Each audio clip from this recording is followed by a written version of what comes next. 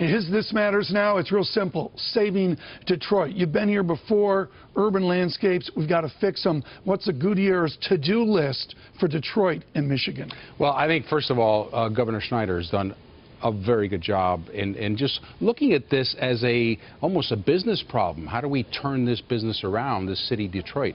Population's down 25%. Pension funding is, well, around 70%.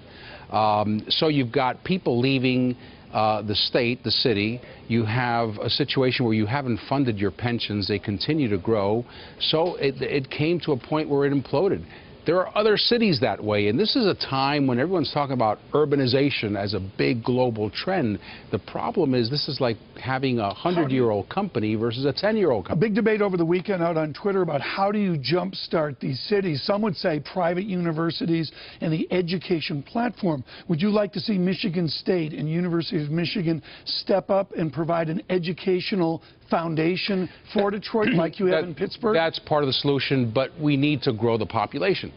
It's the same thing as on a national level. If our workforce isn't growing, it's very hard to grow. How do you do that? What is the policy prescription? I would say let's look at immigration. Let's look at Detroit as a test case. Let's look at the skills that we need to grow, to attract investment. Let's use immigration, and let's use also migration from within the country. But it has to be about growing the population base. If we leave it alone, it's just going to contract, and it's going to become a town. Do you need, I think of former Mayor Giuliani of New York City, do you need a police presence that increases it so there's safety to the repopulation? I think you need everything. You need government reform. You need services. I mean, right now, 40% of all lights go out at night.